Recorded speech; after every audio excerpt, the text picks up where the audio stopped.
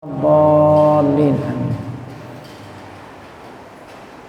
Bismillahirrahmanirrahim. Alhamdulillahirabbil alamin. Shalatu wassalamu ala asyrafil anbiya'i wal mursalin sayyidina wa nabiyyina Muhammadin wa ala alihi wa sahbihi ajmain. Amma ba'du, yang saya hormati para guru asatidzah, Bapak hadirin, ngurus beserta jamaah Majelis Ta'lim Masjid Jami' Khairul Biqa'. Kita bersyukur kepada Allah Subhanahu wa taala yang mana pada pagi hari Kamis ini tanggal 27 Rajab 1442 Hijriah bertepatan dengan tanggal 11 Maret 2021, Allah Subhanahu wa taala masih selalu melimpahkan kepada kita dengan berbagai macam nikmatnya, sehingga ke semua itu kita sama-sama dapat kembali hadir mengikuti pengajian setelah kita melaksanakan sholat subuh berjamaah. Tidak lain harapan kita, semoga keberadaan kita di tempat yang mulia ini sambil menunggu terbitnya matahari tercatat di sisinya sebagai amal ibadah yang diterima, dosa-dosa kita diampuni, serta ilmu yang kita tuntut Allah jadikan ilmu yang bermanfaat. Amin ya rabbal alamin. Kita lanjut bacaan kitab fikih kita, At-Taqriratus Sadidah, di halaman 104. Qala al-mu'allif hafizahullah, al-farqu bainal masyi wal lamsi. Perbedaan antara al-massu dengan al-lamsu. Ini keunikan bahasa Arab namanya. Bahasa Arab adalah bahasa yang Allah pilih menjadi bahasa Al-Quran. Bahasa Arab adalah Allah pilih bahasa Al-Quran dengan bahasa Arab, karena unik gitu, luas. Di antara keluasan bahasa Arab adalah antara al-massu dengan al-lamsu. Ini berkaitan dengan yang membatalkan wudu gitu. Kemarin yang membatalkan wudu yang ketiga, ya. Yang membatalkan wudu yang ketiga namanya lamsu. Lamsu, ya. Menyentuh, ya. Iltiqo itu namanya lamsu. Nyentuh, bersentuhan, ya. Bersentuhan dua kulit yang lain jenis, itu lamsu, yang bukan mahram. Itu yang membatalkan yang ketiga. Yang membatalkan yang keempat bukan lamsu, massu. Nah, menyentuh juga, menyentuh kubul. Nah, kalau ini yang disentuh daerah tertentu, yaitu kubul atau dubur gitu. Nah ini, jadi ketika mengutarakan tentang menyentuh, tersentuhnya dua kulit, itu mengambil bahasa lamsu. Ketika menyentuh daerah khusus, yaitu yang menyentuh telapak tangan, nah, kemudian yang disentuh kemaluan depan dan belakang, nah itu ibaratnya massu gitu. Itu namanya keunikan bahasa Arab. Kalau kita kan dua-duanya menyentuh. Menyentuh dua kulit kita bilang menyentuh gitu ya. Menyentuh daerah khusus kita menyentuh juga, berarti bahasa kita kurang gitu. Nah, kalau bahasa Arab itu beda. Kalau menyentuh dua kulit lamsu. Kalau menyentuh daerah khusus massu. Kalau mau disimpulkan perbedaan antara lamsu dengan massu ada 8 itu. Perbedaannya ada 8. Makanya bahasanya lain, ada lamsu, ada massu. Nah, itu ada halaman 104. Perbedaan antara massu dengan lamsu itu ada 8. Kalau massu itu kan menyentuh daerah khusus tadi itu, kubul dubur yang disentuh, yang menyentuh telapak tangan batin. Kalau lamsu menyentuh dua kulit. Nah, mana beda pertama? Yang pertama, kalau al-massu itu yantakidul massu dunal mamsus. Kalau masu menyentuh daerah khusus, yang batal itu yang menyentuh. Yang menyentuh. Kalau kita nyentuh kubul orang lain gitu, kubul orang lain atau kubul sendiri gitu, yang batal itu yang menyentuh. Dunal mamsus, tapi yang disentuh nggak batal. Kalau yang disentuh ini punya orang lain gitu, orang laki menyentuh kubulnya orang laki gitu, tulang laki menyentuh duburnya orang laki, yang nyentuh, yang batal itu yang nyentuh.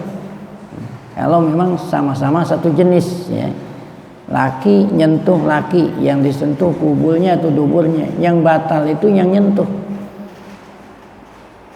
Tapi kalau al-lamsu nyentuh kulit, nah itu dua-duanya, bukan hanya yang menyentuh. Yang menyentuh batal, yang disentuh pun batal. Nah itu beda pertama. Ya. Kalau lamsu itu kan lain jenis. Ya, kalau al-masu bisa jadi ya, bisa satu jenis, bisa dua jenis. Kalau al-lamsu itu yang nyentuh batal, yang disentuh pun batal. Nah itu perbedaan pertama. Perbedaan kedua, kalau masu itu tadi kita bilang khusus ya. Ya.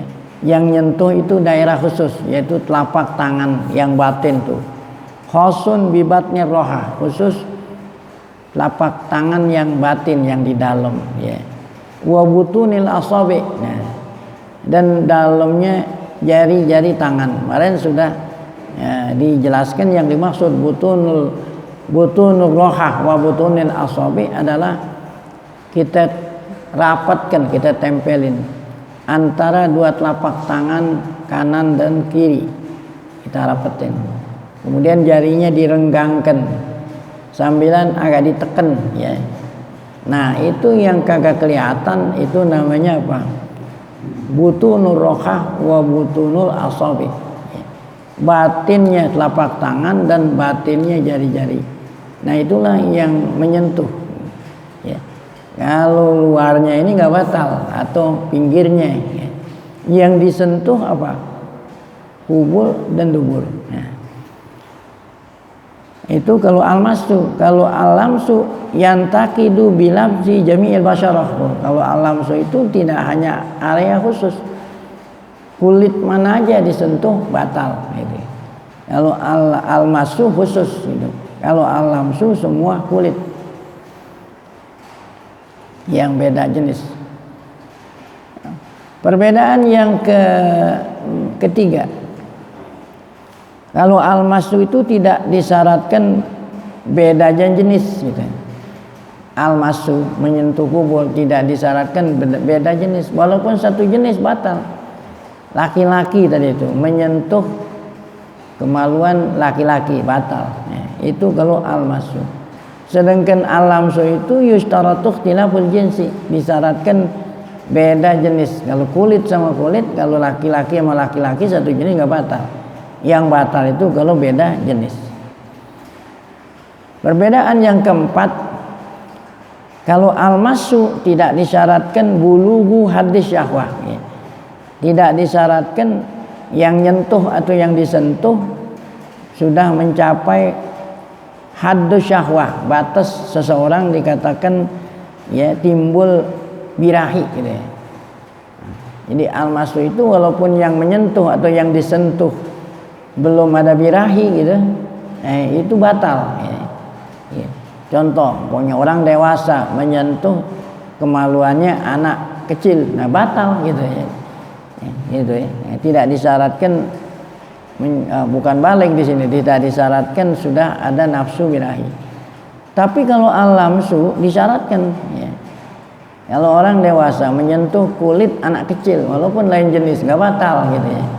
Ya ini batal itu disyaratkan dua-duanya tuh, kalau kulit sama kulit disyaratkan dua-duanya sudah ada nafsu birahi. Kalau belum ada nafsu, belum balik, tidak batal. Itu lamsu.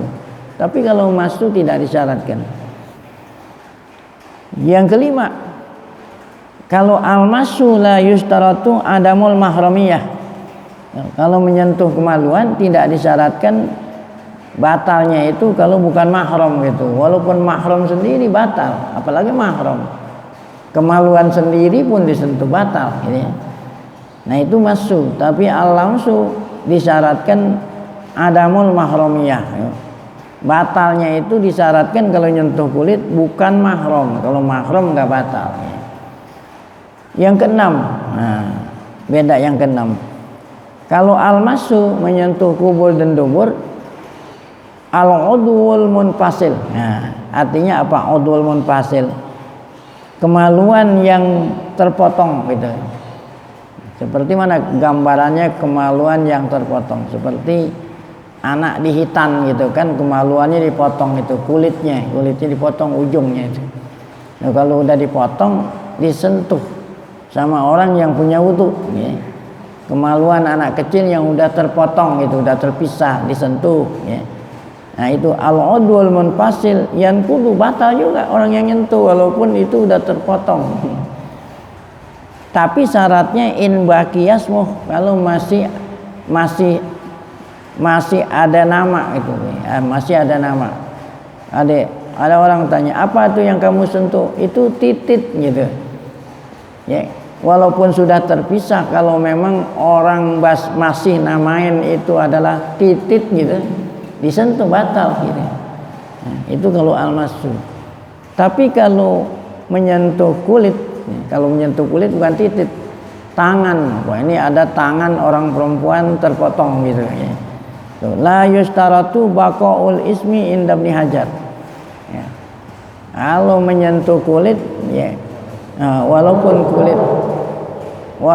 kulit itu sudah tidak lagi dinamain gitu, tidak lagi dinamain itu tangan perempuan atau tangan laki-laki ya, itu batal gitu ya. Tapi kalau apa tadi itu kemaluan yang terpisah, disyaratkan batalnya itu kalau memang namanya masih dikenalin sama orang, oh ini titit ini. Itu yang ke-6. Yang ke-7, kalau al-masu itu walaupun tititnya sendiri gitu, seorang punya wudu nyentuh kemaluannya sendiri batal. Sementara kalau menyentuh kulit disyaratkan yang batal itu kulit orang lain gitu. Kulit orang lain, kalau kulitnya sendiri nggak batal kalau al-lamsu. Nah, mesti 2 orang tuh. Kalau al-lamsu mesti 2 orang, bukan 1 orang. Kalau al-masu 1 orang udah batal. Nah, yang terakhir yang ke-8, kalau al-masu itu khususnya yang disentuh apa itu? Kemaluan depan dan kemaluan belakang. Sedangkan al-lamsu tidak dikhususkan kemaluan, kulit yang mana aja asalkan bukan apa? Asalkan bukan kuku, bukan gigi, bukan rambut gitu ya. Nah, asalkan bukan kuku, bukan gigi, bukan rambut, kulit yang mananya batal. Itu al-lamsu. Tapi kalau al-masu yang disentuh itu area khusus, yaitu kubul dan dubur. Nah, itulah 8 perbedaan antara al-masu dengan al-lamsu. Nah, dengan demikian maka berakhirlah pembahasan kita mengenai yang membatalkan wudu. Jadi kesimpulannya yang batalan wudu itu ada 4. Yang pertama, keluar apa saja dari dalam badan kita melalui lubang depan dan lubang ke belakang. Baik itu yang biasa keluar ataupun yang jarang-jarang keluar. Baik benda padat, benda cair, benda udara. Yang kedua yang batalin wudu adalah hilangnya akal, kesadaran, baik dengan sebab tidur ataupun lainnya. Ketiga itu tadi yang membatalin wudu yaitu lamsu. Nah, ya, lamsu basyaratai, menyentuh 2 kulit ya, yang berbeda jenis dan yang bukan mahram. Nah, yang terakhir yang keempat yaitu masu. Nah, ini nyentuh, tapi yang disentuh itu daerah khusus, yang nyentuh daerah khusus, yang disentuh daerah khusus. Baik, kita lanjut dengan babul istinja. Nah, bab istinja. Ya. Jadi orang mau ngambil wudu ya, atau orang mau sholat harus menghilangkan segala sesuatu najis. Karena najis ini ada tiga nanti, ada najis ya mughalladhah, ada najis mukhaffafah, ada najis mutawassithah. Nah kalau najisnya itu adanya di tempat khusus, nah nanti dikatakan istinja. Kalau yang lain-lain yang ada di badan ya, yang ada di umumnya badan, tidak hanya khusus di tempat ya tertentu, itu namanya menghilangkan najis. Tapi menghilangkan najis yang berada di tempat khusus ya, tempat keluarnya itu lubang depan dan belakang, menghilangkan najis itu namanya istinja. Ya. Tapi kalau menghilangkan najis yang ada di seluruh badan atau di pakaian atau di tempat, nah itu namanya menghilangkan najis. Khusus najis yang ada di tempat keluarnya bukan menghilangkan najis, namanya istinja. Nah ini yang akan kita bahas. Ta'riful istinja, pengertian istinja. Ya. Ya. Lughatan, nah, menurut bahasa istinja itu menurut bahasa Arab itu talabu qat'il adza. Istinja menurut bahasa, arti bahasa adalah talabu qat'il adza. Talab artinya berusaha menghilangkan adza. Ya. Berusaha menghilangkan, memutus, maksudnya menghilangkan adza, kotoran gitu. Kalau badan saya kotor, saya hilangin, itu menurut bahasa istinja namanya. Kalau ini kan yang diperintah bukannya kotoran, najis. Jadi beda antara najis sama kotoran. Belum tentu kotoran itu belum tentu najis ya. Nah kalau menurut bahasa istinja itu umum ya, menghilangkan kotoran yang ada di mana aja namanya istinja. Tapi kalau menurut syariat istinja itu khusus, yaitu apa? Ini yang kita maksud, izalatul kharijin najisi. Nah, menghilangkan al-kharij yang keluar gitu. Kan keluarnya ini ada dua, ada keluar melalui pintu depan, ada melalui pintu belakang yang najis. Jadi setelah kita mengeluarkan benda melalui pintu depan dan pintu belakang, pintunya itu harus dicuci. Setelah keluar, pintunya itu harus dicuci. Nah ini yang dikatakan istinja. Najis yang mulawis itu, yang keluar itu najis yang mengotorkan. Tapi kalau keluarnya itu nggak najis, nggak disuruh istinja. Ya. Seperti angin gitu, ya. Keluar angin gitu. Ya. Apakah angin itu najis? Ya kagak. Nah, itu nggak diperintah istinja. Atau nanti mengeluarkan benda yang tidak najis. Ya. Ya. Bukan yang tidak najis, artinya benda walaupun najis juga kalau memang bendanya itu benda padat itu yang tidak mulawis. Kalau mulawis kan mengotori. Walaupun bendanya najis yang dikeluarkan tapi tidak mulawis, itu nggak wajib istinja. Nanti ada keterangan. Jadi kita kembali mendefinisikan, mengartikan arti istinja syar'an, menghilangkan. Ya. Kharij maksudnya di sini kharij bukannya menghilangkan yang keluar, bekas-bekas gitu. Mengeluarkan bekas-bekas najis yang keluar gitu melalui pintu depan dan belakang. Bekas-bekasnya itu yang tempat dia keluar itu mesti dibersihin. Asalkan najis itu mulawis, mengotori.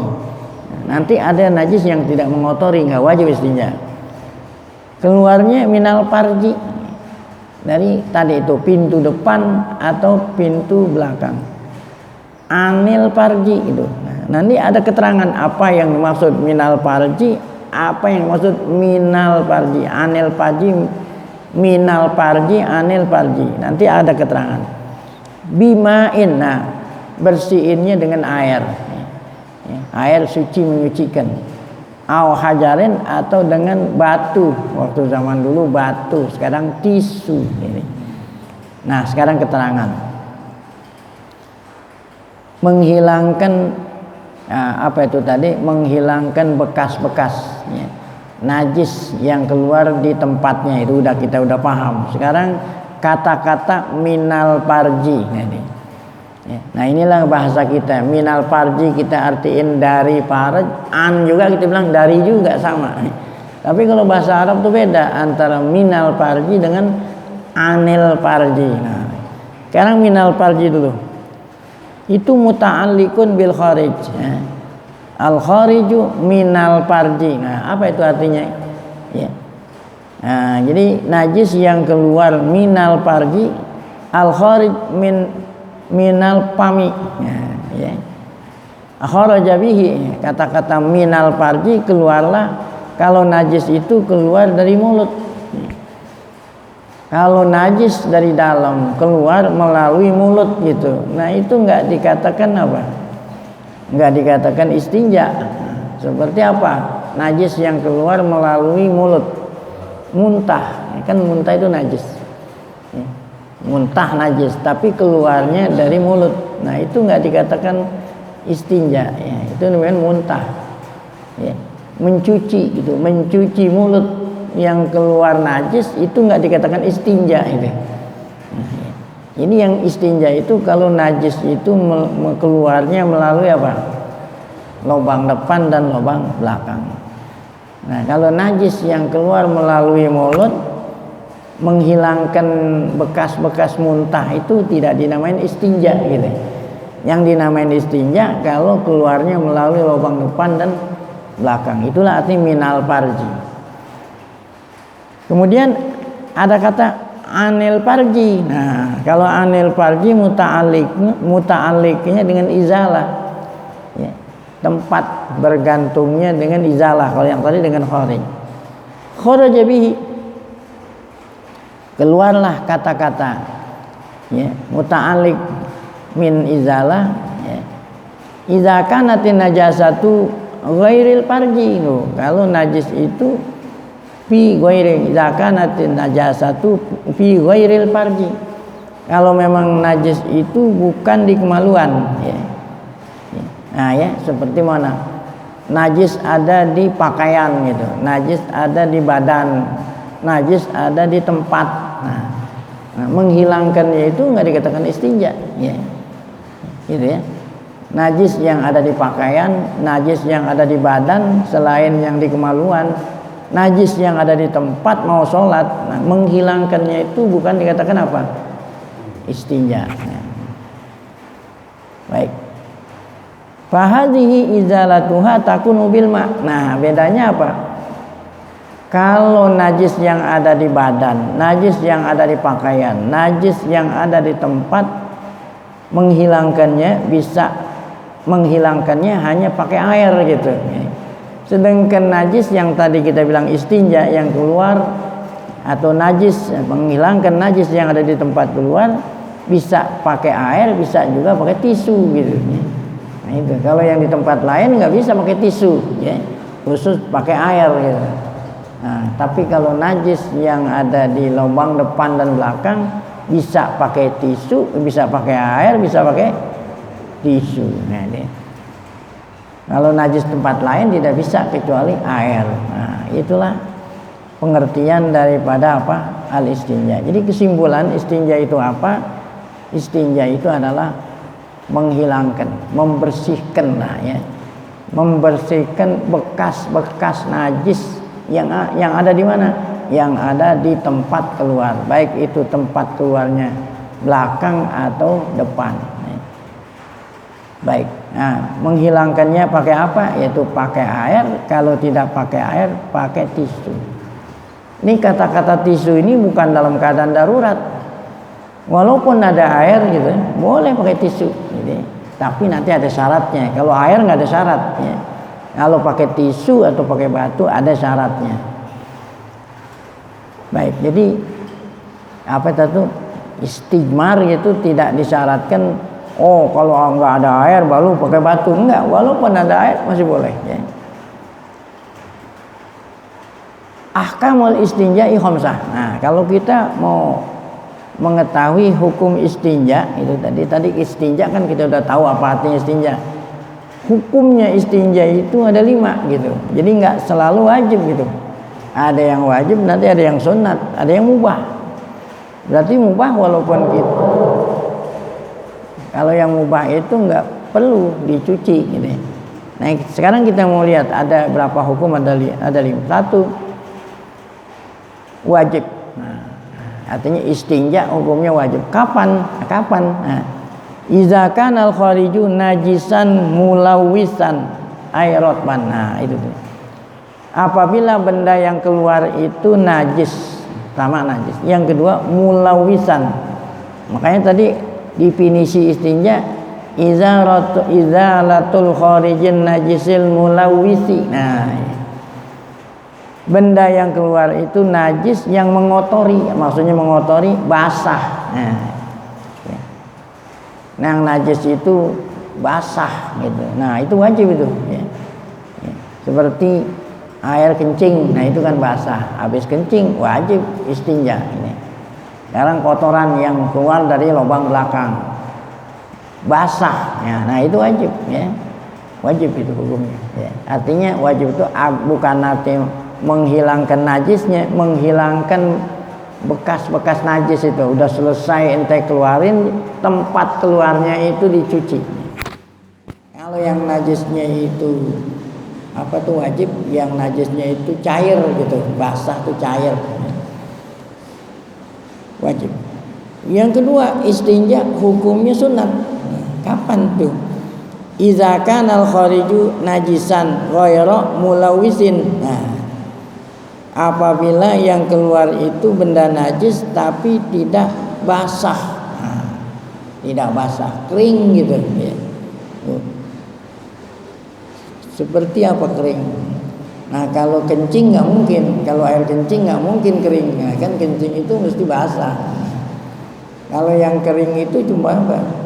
Kotoran melalui lubang belakang keluarnya itu kering, ya, kering gitu. Nah, kalau yang kering kotoran manusia gimana contohnya? Kalau yang kering kotoran hewan bisa. Mana yang kering kalau kotoran hewan yang kering? Kambing itu punya kambing, ya, punya kambing. Kok kambing itu kotoran gimana? Kering kan? Ya, nah itu contoh kotoran kering. Kalau kotoran manusia kering ada nggak kering? Ya. Basah. Ya. Jadi hukum istinja sunat kalau kotoran yang keluar itu kering gitu. Ya. Kabak rotin di sini kabak di sini, makanya di sini contohnya itu bukan kotoran manusia. Kabak rotin ya bisatin, ya, seperti kotoran yang kering lah. Atau selain kotoran apa aneh? Ya. Dudah, ya. Keluar cacing gitu. Yang keluar apa? Cacing. Kalau memang cacing itu tidak disertai dengan kotoran, keluar cacing aja gitu. Nah itu nggak wajib istinja, karena cacing itu kan nggak basah, cacing, dudah, ya. Atau bahasa kita apa selain cacing itu? Yang kecil-kecil itu keluar atau ya.